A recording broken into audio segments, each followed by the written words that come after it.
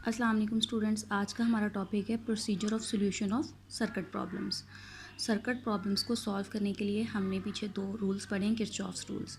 ये Kirchhoff's rules को use करने के लिए हमें जो है कुछ एक प्रोसीजर जो है उसको फॉलो करना होता है। और उस प्रोसीजर के स्टेप्स क्या हैं? फर्स्ट स्टेप इसका ये होता है कि हमने सर्किट डायग्राम बनानी है। सेकंड स्टेप पे हमने लूप्स चूज़ करने होते हैं, और लूप्स जो है वो इस तरह से चूज़ करने होते हैं कि हर रेजिस्टेंस जो है वो एटलीस्ट वंस जो है वो किसी एक सिलेक्टेड लूप में आ जाए। ठीक है। थर्ड वन स्टेप ये होता है कि हमने हर लूप में जो है वो करंट की डायरेक्शन ड्रा करनी होती है। कंडीशन ये है कि करंट जो है वो सेम सेंस में होना चाहिए। अगर क्लॉकवाइज है तो सारे लूप्स में करंट क्लॉकवाइज हो, और अगर एंटी क्लॉकवाइज है तो सारे लूप्स में करंट की डायरेक्शन जो है वो एंटी क्लॉकवाइज ही होनी चाहिए।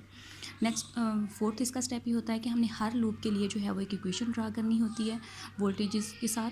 तो फिर लास्ट स्टेप में हम ये करते हैं कि इन्हीं इक्वेशंस को सॉल्व करके अननोन क्वांटिटीज़ जो है उनकी वैल्यूज़ जो हैं उनको हम निकालते हैं।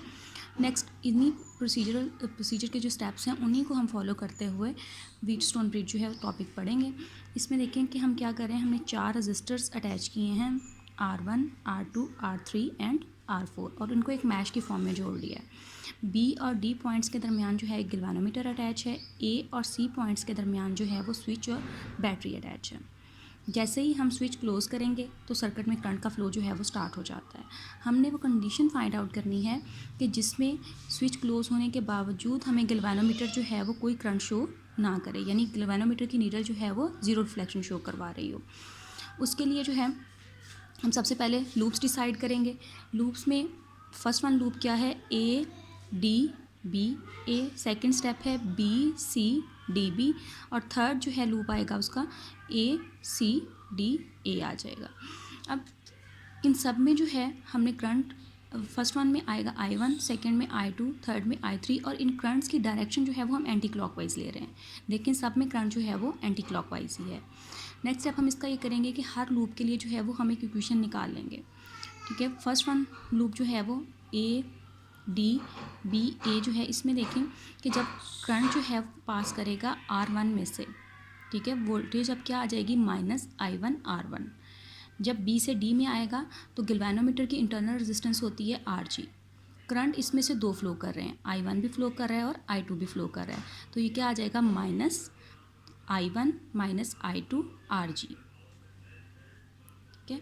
अब उसके बाद जो रजिस्टर है थर्ड वाला, उसमें भी दो करंट फ्लो कर रहे हैं, I1 भी है क्योंकि ये फर्स्ट ग्रुप में भी है और थर्ड में भी है।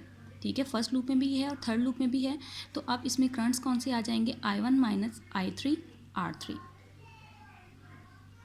अब उसके बाद सेकंड लूप देखें, उसमें जब B C जो है इस में से जब करंट का फ्लो शुरू होगा, R2 रजिस्टर में से करंट पास करेगा तो वोल्टेज आ जाएगी -I2 R2। फिर उसके बाद R4 में देखें तो इसमें भी दो करंट्स होंगे, R2 भी होगा और R3 भी होगा क्योंकि ये सेकंड और थर्ड लूप में जो है कॉमन है। तो वही किया, I2 -I3 और R4 आ गया। उसके बाद आगे जो है फ्लो करेगा D से B की तरफ, तो गैल्वेनोमीटर में दो करंट फ्लो कर रहे हैं, I2 भी है और I1 भी है, तो ये भी I2 -I1 RG is equal to 0 आ गया। अब इन्हीं स्टेप्स को देखें कि हमने क्या करना है। I1 -I2 जो है इसको 0 के बराबर पुट कर देना। ठीक है, I1 -I2 को 0 के बराबर पुट करें, या हम कह दें कि I1 I2 के बराबर है, तो तब ये वाली टर्म भी जो है 0 हो जाएगी, और ये वाली टर्म जिसमें I1 I2 का डिफरेंस आ रहा है, ये दोनों टर्म्स जो हैं वो जो RG के साथ आ रही थी वो 0 हो जाएंगी। ठीक है, वो उनके 0 हो जाने के बाद बाकी ये रिलेशन बचा हमारे पास। नेक्स्ट स्टेप में हमने ये करना है कि I2 की जगह I1 पुट कर देना है, और इन दोनों रिलेशन फर्स्ट इक्वेशन जो है उसको हम डिवाइड कर देंगे सेकंड के साथ। ठीक है, यही किया, फर्स्ट इक्वेशन आ गई उसको डिवाइड किया सेकंड के साथ, और I2 की जगह भी हमने I1 पुट कर दिया। यहाँ से भी करंट जो है वो कैंसिल हो जाएगा और यहाँ से भी कॉमन करंट कैंसिल हो जाएगा, तो ये क्या बचेगा? R1/R2 is equal to R3/R4। और यही हमारे पास कंडीशन है कि जब सर्किट जो है उसमें बैटरी अटैच होने के बावजूद गैल्वेनोमीटर जो है वो ज़ीरो डिफ्लेक्शन शो कर रहा होता है। ठीक है, no current flow through the galvanometer and it shows no deflection. Conversely, when the galvanometer is in Wheatstone bridge circuit shows no deflection, means कि जब गैल्वेनोमीटर जो है वो Wheatstone bridge circuit में होगा तो वो कोई भी डिफ्लेक्शन जो है वो शो नहीं करेगा।